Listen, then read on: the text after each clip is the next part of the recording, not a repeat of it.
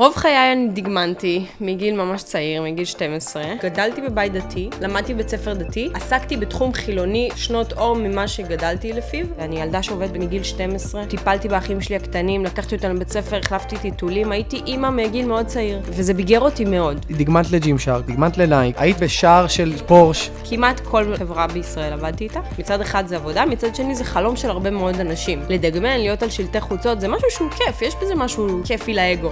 שמתי את כל חיי, דם, יזע ודמעות, מי שמכיר אותי מספיק קרוב כמוך יודע. תגידי לי, איך היית מייעצת לפנות לזה, והאם היית בכלל מייעצת לפנות לזה? אני לא ממליצה על זה לאף אחד, ואני אגיד עכשיו גם למה. אם אתה לא משקיע בזה את החיים שלך, אתה לא תראה תוצאות, וזה חד משמעית.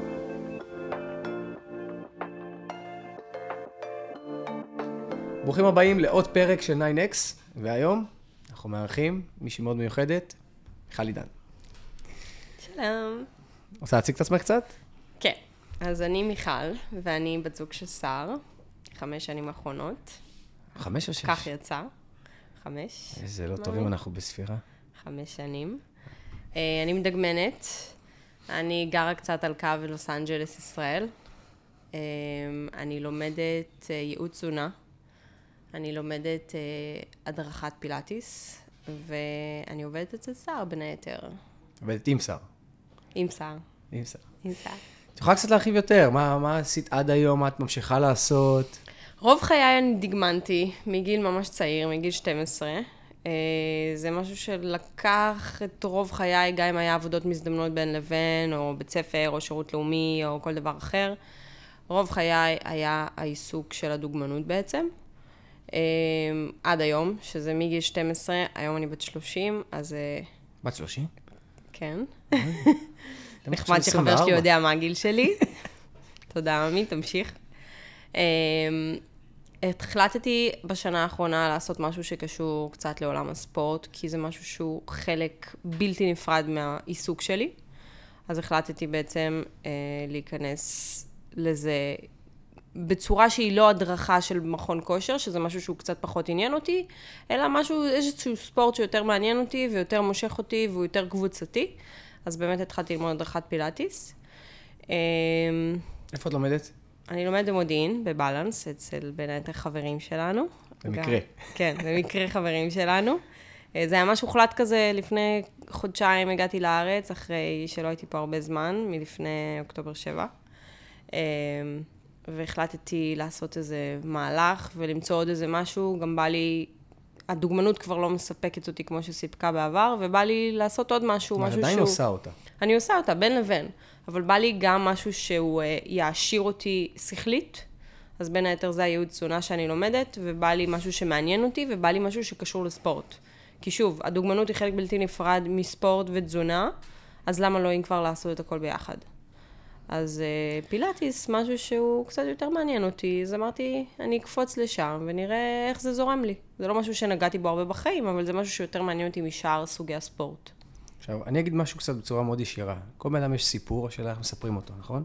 נכון. יש משהו שאת תמיד מתחמקת ממנו, ואני אמרתי לך, זה מתחילת הקריירה שלך, כשאני מכיר אותך בעצם, לא מתחילת הקריירה שלך, אמרתי לך, תמיד תביאי את זה לשולחן, כי אני פוגשת כל יום אנשים חדשים, ואת פשוט לא רוצה להביא את זה, כי את בן אדם שהוא מאוד לא רוצה שיכירו אותו בגלל, שיגידו ככה ויקחו אותו ככה בגלל. ואני דווקא חושב שזה פספוס, כי בשנים האחרונות אני שמתי לב גם על עצמי, שכשאתה לא מעלה לשולחן את כל הדברים שיש לך מהעבר שלך, שבעצם בגללם אתה מי שאתה היום, אז אנשים לא נחשפים לזה, ואז קשה להם גם להיחשף אליך, וקשה להם להבין מי אתה, כי הם תקועים על דעות קדומות של אנשים אחרים, או הם פשוט לא מבינים את התעודת זהות שלך. כן, אני קצת שומעת את זה הרבה, שאני לא כל כך רילייטבל, כאילו קצת קשה להבין מי אני. אתה נכנס למדיה שלי, יש לי מלא עוקבים, אוקיי, מבינים שאני דוגמנית, אי אפשר להבין כלום מעבר לזה. אי אפשר לראות את האופי של מיכל. מאיפה את? אני בני ברק. זו שאלה שהיא כל כך הרבה פעמים בחיים, שמעתי אותה, וכל כך הרבה פעמים אמרתי, כן, אני משפחה דתית לאומית, לא חרדית, כן, אחים שלי עשו צבא, כן, עשיתי שירות לאומי, זה בא עם מכלול של כל כך הרבה דברים, ובין היתר גם שפיטה, במיוחד שאני באה מעולם האופנה, שהוא עולם שהוא מאוד שיפוטי, ומאוד רוצה לדעת, ורוצה הרבה רכילות, הרבה צהוב, וזה משהו שהוא דווקא שנות אור ממני. כאילו, החיים שלי בעולם האופנה הם צד אחד, והחיים שבאתי הם צד שני, ויש יש מרחק מאוד מאוד קיצוני בין החיים שלי לחיים שאני כביכול חיה מכורח המצב, כי נכנסתי לדוגמנות בגיל 12, זה לא משהו שתוכנן, זה לא משהו שהיה חלום חיי, זה משהו שהפך לעבודה שלי, הפך לפשן שלי, הפך לאהבה שלי, אז המשכתי אותו באמת עד גיל 30, אבל בגלל שזה בא עם כל כך הרבה ג'אג'יות ושאלות, אז אני קצת כזה כבר, די, כאילו, גם שמענו את הסיפור הזה כל כך הרבה, זה כבר מרגיש לי נדוש. אבל כן, אני באה מבני ברק, כמה אחים? ממשפחה דתית, יש לי 10 אחים ואחיות. 10 אחים. אנחנו 11 ילדים, כן, מאותו אבא ואמא, בלי עין הרע. חלקם דתיים, חלקם חילונים, אחת חרדית, יש לי הכל מהכל בבית. אתם כולכם חברים, נכון? אנחנו חברים מאוד טובים, האחים שלי, האחיות שלי זה החברים הכי טובים שלי. זה בין היתר נראה לי הסיבה שאני לא יכולה להגיד שיש לי הרבה חברים ביום יום. אני, כמובן, זה גם מזה שאני מטיילת המון בעולם, אז אני אף פעם לא... אתם כמונה. אני אף פעם לא נשארת במקום אחד בשביל להגיד, טוב, כאילו, זה אפשרי לתחזק חברות ככה, כי אי אפשר. אבל החברים שלי, הם האחים שלי, וזה ממלא את כל הלב שלי. זה לא חסר לי את החברות שאנשים שגדלים בבית עם ילד או 2 או 3 צריכים, לפחות מה שאני מרגישה. כמו האחיות שלי, שממלאות בעצם את המקום הזה בלב. בלב, באוזן, בעצבים. בואי נלך אחורה, לתקופה שאנחנו התחלנו לצאת. התחלנו לצאת, כבר היינו ביחד, התחילה כל הקורונה בדיוק באמצע. נכון, בתחילת הזוגיות שלנו התחילה הקורונה. עכשיו, מי שלא יודע, אני אגיד בגלל, לא בזכות, בגלל, זה ממש היה לחיצה של מיכל, אני התקדמתי בתוך העסק שאני בעצם יצרתי עכשיו. אני אומר בגלל ולא בזכות, כי אני רציתי לוותר הרבה פעמים. רציתי לשחרר את זה, לא היה לי כוח, לא זה, גם לא רציתי להיות מאמן, זה היה תמיד אופציה ב', כמו שראיתי בפרק הראשון של הפודקאסט, על החיים שלי, זה שלהיות מאמן זה היה האופציה השנייה שלי. עכשיו, אף אחד לא רוצה את האופציה השנייה, נכון? אמת. אף אחד לא רוצה, אבל לפעמים גם האופציה הראשונה שחשבת שכל החיים אתה הולך בה, היא פתאום אחרי שהעסקת דברים, הרי את עשית, דגמנת לג'ים שרק. נכון. דגמנת למה שאנחנו לא יכולים להגיד ואמור לצאת עוד מעט. מותר, אבל זה עדיין לא יצא. דגמנת לנייק. נכון. מה עוד יש לנו על הפרק? יש עוד מלא דברים. היית בשער של עשיתי כאילו כמה נרקסיסטי שזה יהיה, הייתי בכל, כמעט כל חברה בישראל עבדתי איתה. כל החברות שלנו הן מקומיות, עם 90% מהם עבדתי. עשיתי שלטי חוצות בארץ, עבדתי פה. עשיתי שלטי חוצות של פורש? גם ב-LA, עבדתי עם חברות אלכוהול מאוד גדולות, סירוק, מי שמכיר. עשיתי עבודות מאוד גדולות, פשוט... ולמה זה לא פה בישראל? אף פעם לא הרגשתי שאני רוצה גם את הצהוב מסביב. רגע, לא, למה זה לא פה בישראל? את יודעת למה? כי את לא אוהבת לדבר. אני לא עושה לעצמי PR, את לא אוהבת לדבר. ואני לא אוהבת לדבר. נכון, אז בגלל זה אנחנו פה היום, בשביל להוציא את זה כחוצה. נכון. בגלל זה אנחנו פה. אני חושב שאני מדבר עלייך ואומר דברים עלייך, יותר ממה שאת בכלל חושבת או אומרת, ששואלים אותך מה את עושה בחיים. כן, זה גם, כשמשהו הופך לעבודה שלך, כמה שזה, ג'ים שרק היה מבחינתי, ב-2023 עשיתי wishlist, ומבחינתי ג'ים שרק היה, ונייק היו כאילו דברים הראשונים שאני רוצה לסמן עליהם, כמו עוד הרבה דברים אחרים, שסימנתי על רובם הגדול. ובאמת בתחילת בינואר 23 קיבלתי את ג'ים שרק, וממש לפני חודשיים או 3 זה היה, קיבלתי את נייקי וסימנתי על הדברים האלה וי, ומבחינתי ברגע שאני סימנתי עליהם וי, אני לא צריכה להתגאות מול כל העולם. אבל כי זה משהו שעשיתי כאילו יותר בשביל עצמי, מאשר בשביל להראות לעולם, וואו, תראו מה השגתי. זה היה מעין כזה, אוקיי, סימנתי וי על משהו שרציתי כל כך הרבה שנים, וזה היה חלום, ופתאום כשאני מתעסקת יותר מספורט, אז בא לי לעשות גם דברים יותר של ספורט. ג'ים שרק, כאילו זה מותג שאני לפני 3 שנים לא ידעתי מי הוא בכלל. אני עברתי ל-LA לפני כמעט 4 שנים, 3.5. לא ידעתי בכלל מי זה ג'ים שרק. נייקי כמובן, תמיד אהבתי את נייקי. אבל ג'ים שרק זה היה כאילו מותג של, אני מכירה ממך, מבאדי בילדרים, מחברה שלי קרינה, מריידרוור, כאילו, לא היה לי מושג מה זה בכלל. איך יותר עמוק? זוכרת שהיינו הולכים לחדר כושר? לא ידעתי מה זה גולג'ים, ואני מתאמן בגולג'ים כבר 3 שנים. אנחנו הולכים לחדר כושר, אנחנו רואים בר אולימפיקה, בקלאסיק אז, קוראים לו בריאון. אני אומר לה, מיכל, זה מה אולימפיה? מסתכלת ככה. אומר לה, זה דוגמה של ג'ים שרק. בסדר? מדברים איתה אנשים, איזה מאמן שם מפורסם כזה, מדבר איתה כל פעם שאנחנו מגיעים, בכלל לא יודעת מי זה. כן, אני מאוד לא בקיאה, לא בשמות, לא בפרצופים. הגשמת החלום שלי. וזה, כן, אני מגשימה חלומות של אנשים דרכי. זה, אני לא יודעת אם להגיד מחוסר עניין, כמו מפשוט, שוב, אני מסמנת ויים בשביל עצמי, אני לא אומרת, וואו, בא לי לנופף עם היד עכשיו מול כל העולם, תראו מה עשיתי, בשביל שיגידו לי, יביאו לי תפיחה על השכם. בא לי כזה בשבילי, סימן טבעי, איזה כיף, next.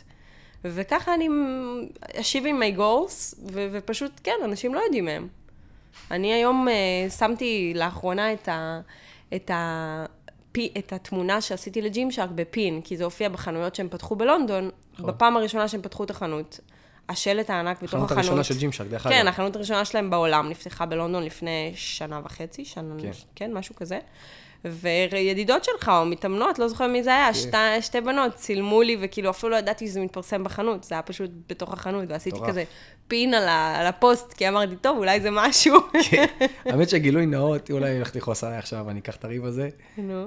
אני לא זוכר אם זה היה בקורונה או לא, אבל אני זוכר שאת היית בחול, ואני הייתי בארץ, ומיכל הופיע על שעה... אני זוכרת. הופיע באיילון. אני לא אשכח לך את זה לעולם. הופיע באיילון.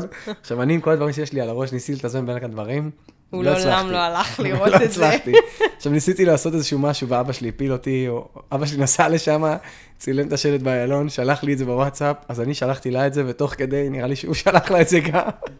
אני חייבת לומר, לא אחיות שלי, לא אחים שלי, ולא בן זוג שלי הלכו לראות את זה. זה כמה זה חלק מהעבודה שלי ומחיי היום-יום. אני אומרת בעבודה במרכאות, כי מצד אחד זה עבודה, מצד שני זה חלום של הרבה מאוד אנשים. לדגמן, להיות על שלטי חוצות, זה משהו שהוא כיף, יש בזה משהו כיפי לאגו. את לא חושבת אבל, סליחה שאני קוטע אותך, שבגלל שלך את מייחסת חשיבות לזה כאילו באלן, זה גורם לאנשים לפעמים לא לזלזל, אבל להגיד כזה, זה כמו, כנגיד אני, בג'ודו, הייתי מנצח, גם הפיתוח גוף, מנצח, זה היה כזה, טוב, סבבה, הוא לא משקיע, טוב, סבבה, כזה, לא אכפת לנו כבר שהוא מנצח, זה כבר על הדרך. כן. ברגע שאת כן מראה את זה, ואת כן מייחסת לזה חשיבות של התרגשות, הסביבה מתחילה לקבל משהו אחר. אני מסכימה עם זה, אני חושבת ש-PR זה משהו שהוא חשוב ונצרך, ואני בראש שלי עדיין עובדת על זה שצריך את זה. צריך את זה, כי בסופו של דבר, שאתה עושה עצמך PR טוב, או עושים לך PR טוב, זה לא רק מפרסם אותך, ולא רק בשביל הפרסום, אלא זה נותן לך בסופו של דבר עוד עבודות. זה מה שמקפיץ לך את הקריירה, זה מה שמביא אותך מ-A ל-B. זה ככה, מה? זה היה בראש כזה, מה שאביב אמר לי מקודם, כאילו דיברנו על הפודקאסט שעשיתי עם קובי, שכאילו אנשים התחילו לפנות אליי, ואז הוא אמר לי, כן, זה בגלל שמתחילים להכיר אותך. כמו שאמרנו בתחילת השיחה, אנשים לא יודעים בכלל מה את עושה. נכון. עכשיו בוא ניקח את זה למקום קצת יותר אחר, עכשווי. דגמי, את ממשיכה לדגמי, אני גם רואה את כל הצעות מהצד תמיד, אני גם רואה את הוויתורים שאת עושה לפעמים בדוגמנות, בשביל להמשיך לעסוק במה שאת לומדת היום. אני רואה את הוויתורים האלה מהצד, אני רואה את הוויתורים על אודישנים שיש לך פתאום, שאת אומרת, לא, אני עכשיו יש לי לימודים, אני עושה את זה ואת זה ואת זה. את מאוד חדורת מוטיבציה, מה שאת עושה. איפה את רואה את הוויז'ן שלך עוד שנה מהיום, אחרי שאת תסיים את הלימודים כבר, ושכבר את עם ראש ומסלול ותוכנית, מה את הולכת לעשות עם זה? מה, לספר את כל הגולס שלי? כן, תתני את זה פה, שעוד שנה אנחנו נראה את זה. טוב, בא לי ממש... קודם כל, אני לא רוצה להיות הבן אדם שעובד פיזית ועושה את זה, לא כי אני עצלנית, כי אני לא רוצה שעסק ייבנה ויתעלה בי. אני לא רוצה שיהיו תלותיים בי, כמו בשר, כולם תלותיים בו, הוא לא יכול לטוס, הוא לא יכול לבלות, הוא לא יכול לצאת. זה אינטנסיבי, ואני לא רוצה להגיע למצב כזה. אני כן רוצה עסק שהוא יהיה על שמי, אני כן רוצה להתחיל שם, אני כן רוצה שאנשים יכירו אותי, אני כן רוצה שיהיה לי בעצם חיבור עם המתאמנים שלי, במקום פילאטיס שהוא יהיה שלי, שידעו שיש אמא ואבא לפנות אליהם, שידעו שיש באמת יחס אישי, שידעו שיש מישהו שאכפת לו מהם, ולא רק מהכסף שלהם. אני מאוד רוצה לפתוח גם פה בישראל, ואני גם מאוד מאוד רוצה ב-LA. צריך להתחרות בי כאילו? יש לזה, לא, ממי, זה פילאטיס. אוקיי. זה לא של תזונה. לא, של תזונה פחות, אני לומדת את זה יותר כדי לדעת את כל המסביב, כי כשאני יודעת הרבה דברים על תזונה, זה גם עוזר לי, גם בקריירה שלי וגם בחיי היום-יום שלי, וידע זה כוח, זה תמיד טוב ללמוד. אבל אני כמובן רוצה את הפילאטיס, אני אתן שם מה שאפשר, ואם אפשר לחבר את זה בסופו של דבר עם סוכרתיים, אז כי טוב. אנחנו נחשוב על תוכנית... אוקיי, שתעביד הצער יותר שעות ביום. עכשיו, משהו מצחיק, שנראה לי את לא שמת לב מגיל צעיר, ספורטאי זה בן אדם שהוא שונה מאדם רגיל. למה? כי ספורטאי עושה בשביל עצמו. בגלל זה רוב הספורטאים הכי חזקים בעולם, את אף פעם לא תשמעי את השם שלהם מפורסם בצורה אגרסיבית מהצד שלהם. לא במדיה, לא בשחצנות, לא בכלום. לרוב גם הם לא יתראיינו אפילו. כי ספורטאי עושה דברים בשבילו, בשביל הסיפוק האישי שלו. עכשיו, זו אותה תופעה שיש אצלך בדוגמנות, למרות שהדוגמנות לא צריכה לבוא למקום הזה. הדוגמנות דווקא כן צריכה לדחוף את היהירות קצת בשביל להביא את זה לשולחן, וכך מתפרסמים בארץ, אין מה לעשות. בתור מישהו רואה את זה מאחורי הקלעים, בתור מישהו שחי איתך, אני רואה את זה מהצד, כן צריך לדחוף. אבל מה שמאפיין אותך זה שאת ספורטאית, כי את עושה את כל הדברים האלה, עד היום את עושה אותם, ככה. אולי הייתי צריכה להיות ספורטאית. חד משמעית כן, למה לא? אולי. יש לך את המשמעת, את עושה דברים בשביל עצמך, וזה מה שספורטאי צריך לעשות. זה כמו שאני עושה אחרי תחרות תמיד, אני כן עדיין נכבה, אני לא מפרסם הרבה, אני ממש מפרסם אפילו רק אחרי התחרות, או בסמוך לתחרות, כי אני עושה את זה בשביל עצמי בסופו של דבר. עכשיו, אחת הבעיות, ברגע שאתה ספורטאי, זה שאתה כביכול משיג משהו באותה עונה שרצית להשיג, ואז המשהו הזה כבר הוא לא קיים. אתה רוצה להשיג משהו יותר גדול. אבל לפעמים יש איזושהי התחלחלות של שעמום, או אי שביעות רצון ממשהו שאתה עושה. השאלה אם את במקום הזה, כי את בין שתי דברים שחופפים, כן אפשר עדיין לעסוק בדוגמנות, כי זה כן יכול לפרסם את הפילאטיס, ופילאטיס יכול לפרסם את הדוגמנות. השאלה היא איפה את עכשיו מכוונת בדוגמנות תוך כדי. אני לא חושבת שאני אפסיק עם זה ואגיד לעצמי, טוב, זהו, אני מפסיקה, אני לא עושה את זה יותר. כי עם כל הכבוד, זה אולי יהיה שחצני להגיד, אני נראית טוב. הפנים שלי נראות בייבי פייס, אני אמנם בת 30, אבל אני מדגמנת עדיין לדברים שהם צעירות בנות 24, 23 מדגמנות. חד משמעית. גם ב-LA. משחק הוא משהו שאני לא שוללת, אף פעם לא שללתי, גם לא פרסומות, שפרסומות זה משהו שהוא כביכול במרכאות כפולות ומכופלות, קל יותר להיכנס אליו ממשחק. אז אני לא אגיד אף פעם, אוקיי, עזבתי משהו, זהו, אני לא עושה אותו יותר. אני כן חושבת שאפשר לעשות את הכל בד בבד. כן יהיה אולי פוקוס על משהו אחר, גם שוב, במיוחד שאתה פותח עסק, מי כמוך יודע, אתה צריך לשים את כל כולך שם, את כל הנשמה ואת כל הלב, את כל האנרגיה. אז כמו עכשיו שאני לומדת את הפילאטיס ואני אומרת, אוקיי, כאילו בא לי לעשות צילומים, ויש לי את צילומים עם האי ועם הזה, והציעו לי את זה והציעו לי את זה, ואני אומרת, אוקיי, אני לא יכולה לעשות את זה עכשיו, כי אני לומדת פעמיים בשבוע, ועוד פעמיים בשבוע אני עובדת, ועוד פעמיים בשבוע אני מתרגלת. יש לי ים דברים לעשות, ואין לי זמן לזה כרגע. אז את כל כולי, בחודשיים וחצי האלה, אמרתי, אוקיי, אני כרגע לא נותנת לעצמי לעבוד אינטנסיבי כמו לפני, אני שנייה אעשה ברייק, ואני אעשה משהו שהוא... להתמקד. אני אתמקד שנייה בפילאטיס, אני אתמקד בעוד נושא. הציעו לך אבל גם לדגמן במקום שאת לומדת, גם תוך כדי, נכון? נכון, וזה יקרה רק אחרי, כי שוב, אין לנו אפשרות לעשות את זה בוז. זה פשוט לא אפשרי. זה, כן, בין היתר למקום של הפילאטיס, אבל אני לא חושבת שצריך לוותר על משהו, כי התחלת משהו אחר. אני כן חושבת שצריך לשים את כל כולך 100%, כי זה משהו שאני רואה בחיים שלי שעשיתי, במקום לשים את כל כולי במשהו אחד, חוץ מהדוגמנות, נשים שנייה דוגמנות בצד ששמתי את כל חיי, באמת, דם, יזע ודמעות, מי שמכיר אותי מספיק קרוב כמוך יודע, על הוויזה שלי אם זה היה, או על המקום שאני גרה בו, על הטיולים, על זה שאני חיה על מזוודות, על זה שהחברים שלי כאילו כל הזמן מתחלפים, על זה שאני רחוקה מהבית כמעט כל הזמן ב-11 שנה האחרונות. שכחתי, נקטע לי חוט המחשבה, מה היה לפני? יש לי שאלה קצת יותר, נראה לי שהרבה אנשים רוצים לדעת, הרבה בנות אולי. כמעט שגם גברים, סליחה. בלעתי ברווז עכשיו, מה זה היה? כן. מה היית מייעצת למי שרוצה להתחיל לפנות לדוגמנות? אבל רציתי רגע לפני, כי אני יודע מה התשובה שלך בתוך הראש, אני רוצה שתגידי בדיוק את התשובה שיש לי בראש, אני יודע שתגידי. תגידי לי, איך היית מייעצת לפנות לזה, והאם היית בכלל מייעצת לפנות לזה? אז אני אתחיל מאחותי הקטנה, מעדי, שכשהיא הייתה קטנה, היום היא בת 25, כשהיא הייתה בת 14, 15, היא מאוד רצתה לדגמן, גם בגיל 19 ו-18. וכמו אחותי הקטנה ראיתי הרבה מאוד בנות וגם בנים בתחום הזה שגם שאלו אותי שאלות ואיך להגיע ומה לעשות, וגם מפורסמים היום של ישראל, אנשים שהיום הגיעו לרמת פרסום שכולם מכירים, לפני שהם נכנסו לזה, איך עשית, מה עשית, איך דפקת על דלתות, עם מי דיברת, אימיילים, שמות, הכל. אני אומר חד משמעית, אני לא ממליצה על זה לאף אחד, ואני אגיד עכשיו גם למה. אני לא חושבת שהתחום הזה כאילו משהו מומלץ, ואני באמת אפרט על זה. אני חושבת שנפשית צריך חוזק ברמות שאין לילד קטן. גם אם אתה מאוד מאוד חזק נפשית, ואני יכולה להעיד על עצמי שאני מאוד חזקה נפשית, ואני ילדה שעובדת מגיל 12, אני טיפלתי באחים שלי הקטנים, לקחתי אותם לבית ספר, החלפתי טיטולים, הייתי אימא מגיל מאוד צעיר. וזה ביגר אותי מאוד. ועם זאת, היה לי הרבה מאוד נפילות נפשיות בתחום הזה, בגילאים צעירים. היה לי הרבה בכי, המון בכי. זה ששופטים אותך על נראות, יש לזה מקום? בטח שיש לזה מקום, חד משמעית. אני לא חושבת שיש לי היום או היה לי אי פעם בעיות משקל או כאלה ואחרות. לא היה לי אף פעם בעיות כמו בולמיה, אנורקסיה, כאלה ואחרות, אבל אני חושבת שזה שאני נפשית הייתי כל כך חזקה, והיה לי תמיכה מהחיות שלי, שהיא הייתה כל כך חזקה, שזה מה שהשאיר אותי בעצם, אוקיי, את יכולה לעשות את זה. כאילו, לסמוך על עצמי, לדעת שאני יכולה לעשות את זה, בין היתר כמובן העבודות שקיבלתי. אבל זה מה שהחזיק אותי, ולרוב האנשים, התמיכה הנפשית הזאת, אחד, לא תהיה. 2, הרבה מאוד בנות חושבות שיש בזה הרבה כסף.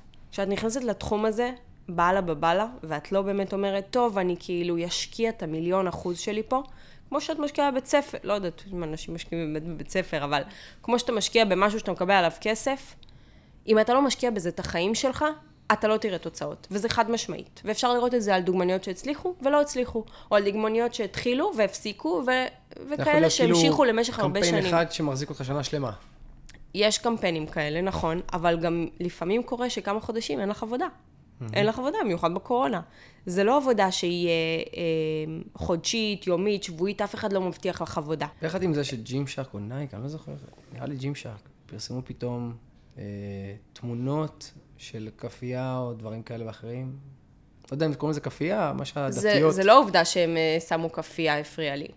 הפריע לי כי לג'ים שרק, כמו לכל חברה גדולה אחרת, יש אינפלואנסרים.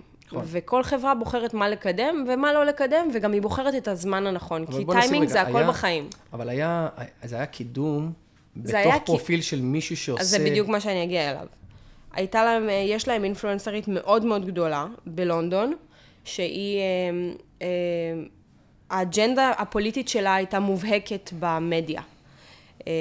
וכשיש אג'נדה פוליטית מובהקת, כמו שאני לא אשקר, גם לי הייתה, ועדיין יש, אג'נדה מאוד, כולם רואים, גם אם אתה לא ישראלי ואתה עוקב אחריי, אתה רואה שאני מאוד מחוברת לישראל, ואני מעלה דברים מהמלחמה, ויש לי 2 חברות שנרצחו בנובה.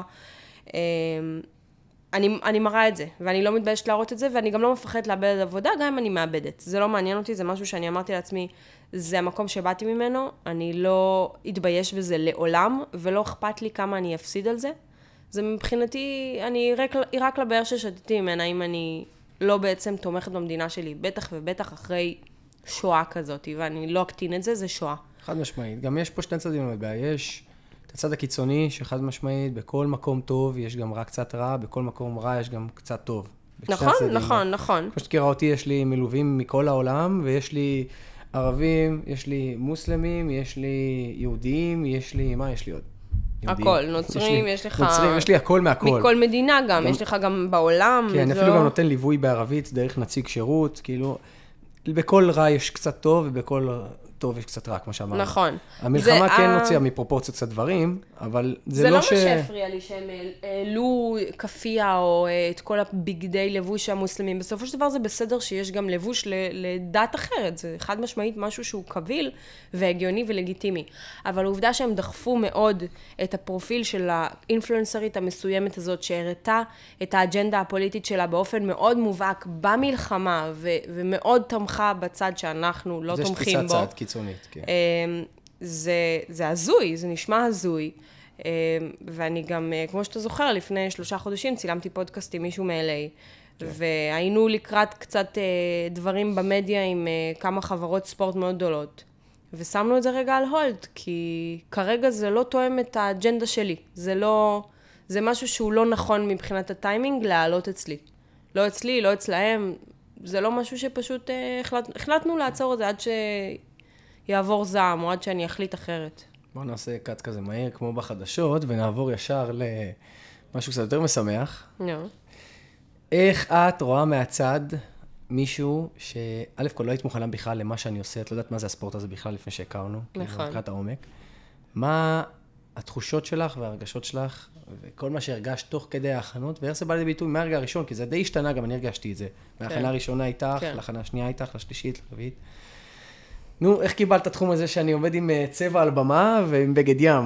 נראה לי זה התחיל בווינגייט פעם ראשונה, לא? אני אפילו זוכרת את הפעם הראשונה. אני פשוט יודעת שעשית בדי בילדינג. עד היום אני לא בקיאה בשמות של מה, אני קוראת לזה מכנסיים, תחתונים, בוקסר, חוטיני. אין לי מושג מה אתם עושים עד היום.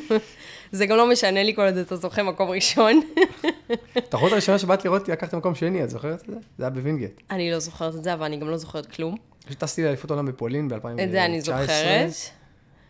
זוכרת את זה. אני לא זוכרת איך ראיתי את זה, אני כן חושבת שזה היה לי משהו מאוד רחוק מהבנה כלשהי, או מהחיים שלי. מה חשבת שבוחנים, כשהם מסתכלים? הרי כולם מודדים מהקהל, מה אתם מודדים? הבנתי שזה קצת תחרות יופי, זה קצת כמו תחרות מלכת היופי של בנות, אז זה תחרות גוף, זה איך לראות את הגוף שלך. אני רוצה להגיע איתך לזה, מה ההבדל בתחרות מלכת יופי לזה? אני לא חושבת שיש הבדל, כי גם שם אתה צריך להיות יפה ולשתוק, וזהו. ואתה כלום חוץ מגוף על הבמה, כלום. עם כמה זה נשמע הכי רע שיש, אתה יכול להיות גאון, או אתה יכול להיות בעל עסקים, אתה יכול להיות ממש מפורסם, זה לא מעניין אף אחד על הבמה, אתה נטו הגוף, וזה מה שמסתכלים עליו. איך אתה נראה? אם אתה ברבי מספיק או לא? קודם כל אני מסכים איתך, בפן הגנטי יש פה משהו מטורף. אני חושב שהדבר הכי שונה במלכת היופי לפיתוח גוף, זה שבפיתוח גוף אתה יכול... קבלים יותר כסף. קודם כל, חד משמעית, מלכת היופי אין כסף, אל תעשו את זה. אף אחד לא רוצה ישר בעיתון במינוס בבנק. בוא'נה, זה אחלה קטע עכשיו. אני חושב שההבדל בפיתוח גוף, גם אם זה ייקח לך decades, בסדר? ככה שנים, עשורים, גם לבחור את המאמן הנכון, את האסטרטגיה הנכונה, אתה כן יכול לשנות את הנראות הוויזואלית שלך ולנצח, ובמלכת היופי אתה לא כל כך יכול, כי אתה די מקובע בגנטיקה שקיבלת. אתה יכול לשמור תזונה קצת, יוצא יותר חטובה. במלכת היופי? אבל נולדת עם עיניים כחולות, זה די פרמטר, נולדת עם בשר בלונדיני, זה פרמטר. נכון, יש שם פרמטרים מאוד טבויים כאלה. כן, בלונדינית עיניים כחולות ירוקות, ממש ממש גבוהה ורזה. נכון. את זה סבבה, ניצחת. את לא שם, אז יש לך הרבה עבודה. אני לא כזה יפה. זה לא היה יתרון, אבל אני מגולח, אני יותר יפה, בסדר. סתם, אני חושב שקודם כל שם, מאוד מאוד עוזר בפיתוח גוף. אני לא יודע אם בדוגמנות זה עוזר, אבל השם שלנו, מבחינת נישה, אתה נגיד שאני עשיתי עונת תחרויות השנה, אז התחרתי באליפות עולם כבר פעמיים רצוף, כבר הכירו את השם שלי, והתחלתי לדבר תוך כדי גם עם כל הנשיא איגוד, עם השופטים והכל. התחלתי להתערבב יותר, גם אני מגיש הרבה אנשים בתחרויות, אז השם כן נותן בתת מודע של השופטים או של הקהל איזשהו כוח. אז התחלתי בפולין, ניצחתי. בפולין כבר התחילו לשים על עין, רגע, הוא על עין דגל כבר, הוא ניצח. אני לא חושבת שזה נתן לך את הבוסט, אלא זה נתן, אוקיי, תראו גם אני פה. זה לא הסיבה שבגללה ניצחת. לא, חד משמעית, אבל זה משהו שהוא תת מודע, אז זה לא אובייקטיבי כל כך, כי זה נכנס תת מודע של השופטים, הוא לקח ראשון, בוא נחכה לראות איך הוא באליפות עולם. זהו, זה מה שאני אומרת, זה יותר הציפייה לראות איך הבן אדם הספציפי הזה נראה, כי הם לא שוכחים אותו כי הוא כבר שם. אבל אני לא יודעת, כאילו, שוב, זה לא תחום שלי, אבל לזכות בגלל שאתה מישהו ספציפי, אין לי מושג אם זה קורה אצלכם הרבה, יכול להיות. לא, לזכות לא, אבל לתת במה, אני חושב שזה נותן במה, כי... זה נותן במה חד משמעית. הם רוצים לראות איך תתמודד כביכול עם הכי טובים, אז הם כן דוחפים אותך באיזשהו מקום, והם מדברים איתך. זה נראה לי בכל תחום. עילום שם זה משהו שהוא ראית איך סיימתי את התחרות שלי, ישר ראש איגוד העולמי בא אליי, תפסתי בחולצה כזה. כן. למה אתה לא מקשיב לי על הפוזינג? אני חושבת שבכל תחום, העובדה ששוב, אנחנו חוזרים לעניין ה-PR, אם אתה עילום שם, זה לא טוב. אם מכירים אותך, זה פלוס מאוד מאוד גדול. אני רואה את זה גם על המדיה. פתאום, העובדה שיש לך הרבה עוקבים, כמובן, היא יוצרת לך יותר חשיפה, והיא יוצרת יותר אנשים בעצם שמכירים אותך, ואנשים ישר אומרים משהו, ישר כאילו, אוקיי, זה מישהו, זה public figure, כאילו, יש על זה איזשהו פלוס, זה חד משמעית, ואתה יותר בולט. זה נותן לך מקפצה קצת יותר גדולה, אני מסכימה עם זה. יש לי שאלה, אני סותר את המוסכמות של הפרסום, אביב יודע את זה, לוחץ עליי, את לוחצת עליי, אני לא אוהב לפרסם, לא אוהב לדחוף למחירה. גם הפודקאסט הזה זה משהו די חדש שאנחנו עושים, בשביל שאנשים באמת גם התחילו להכיר סיפורים שלי, של מי שסואב אותי. כי גם אין לי כל כך הרבה זמן גם לעלות למדיה, ואנשים הרבה לוחצים עליי, איפה אתה נעלמת, תעלה, אתה מלא רק מתאמנים שלך. אני חושב שברגע שאתה עולה על פרסום של פה לאוזן, שזה אורגני, אפשר להגיד שזה של פעם, שזה הכי טוב, סבבה, הכל טוב ויפה. יש לך קלף בלתי מנוצח, אתה רק צריך לשמור על המוצר שלך איכותי כמו שהוא, פשוט לעשות את זה, ועכשיו שאני מביא את זה לפה, מעניין מאוד מה זה יעשה, כי את האמת, את האמנת שאני אצליח לפתוח עסק בלי לפרסם אותו ושהוא יצליח ככה? לא, במיוחד לאור כך שאני זוכרת שבקוביד היית עם מתאמן אחד, היה לך מישהו, גם אם תגיד לי את השם אני אזכור אותו. איזה צבע שיער, לא זוכרת. כי עבדתי איתך בהתחלה. צבע שיער. בהתחלה אני הייתי עובדת עם שיער. איך קראו לו? ועובדת ועוזרת לכם עם ההודעות. קראו לו אסף. אסף? היה עוד מישהו. שיער בצבע? היה ממש בודדים כזה, כמה אנשים ראשונים, והיית איתם הרבה זמן, ופתאום זה גדל בבוסט ממש רציני. כן. זוכרים כל אחד ואחד. גם את הטובים, גם את הרעים. כן. הכל היה טוב, הכל היה מושלם, כן. זה היה חזק. אני זוכר, בפעם הראשונה, אני רציתי לסגור את העסק אחרי שנה, לא עבד. כאילו, היינו... זה היה קשה, היית עם כמה אנשים בודדים שנה. אף אחד לא ידע בכלל מה זה אונליין. היינו צריכים נכון. להמציא את זה מחדש, זה היה קשה. אתה זוכר כמה אימונים הייתי עושה בלייב? זה התחיל הייתי מתאמן בקורונה. איזה 6 פעמים ביום, בשביל לעשות אימונים עם מתאמנים. כן. ואז קיבל צורה, והתחלנו לעבוד יותר מסודר, יותר מסודר, יותר מסודר. זה מטורף, אני זוכר בשנה הראשונה, אמרנו, אם אני אביא X מתאמנים, אני ארוויח Y. נכון. פתאום ה-Y הזה הגיע תוך חודש, כזה, או שיט, כן. מה-Y הזה לאן הולכים, טק, טק, טק. גם היה נורא קשה להתנהל, כי לא היה לך עובדים. כן, עד היום אנחנו פותרים את הבעיות האלה שלה. כן, זה היה ממש אינטנסיבי, ולענות להמון אנשים, במיוחד שהיית בא ל-LA, גם לפני 3 שנים. כשרק הגענו שם, היית עובד לילות, וישן בימים, כי השעות ממש הפוכות, 10 שעות הפרש האלה, משמעותיות.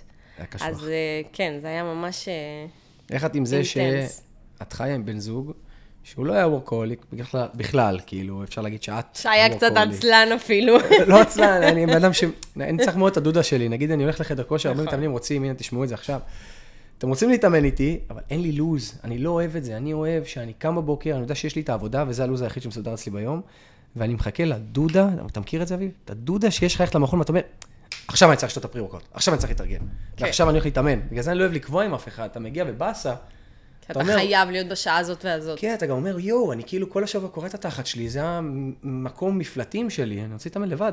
לא רוצה שיהיה לי דברים על הראש, לא רוצה שאף אחד דבר איתי, צריך לסגור טלפון בצד. אני חושבת שרק אחרי הרבה שנים שאתה מתאמן, המון שנים שמתאמנים, יש כזה בראש, אני לא רוצה שיתאמנו איתי. אני לא מתאמנת ספורטאית כמוכם, ועם זאת, אני לא יכולה לסבול שאנשים מתאמנים איתי. אין לי כוח לעזור, להגיד מה נכון, מה לא נכון, לעשות את אותם משקלים, להוריד ולהרים משקלים בשביל מישהו שהוא יותר חזק או יותר חלש ממני.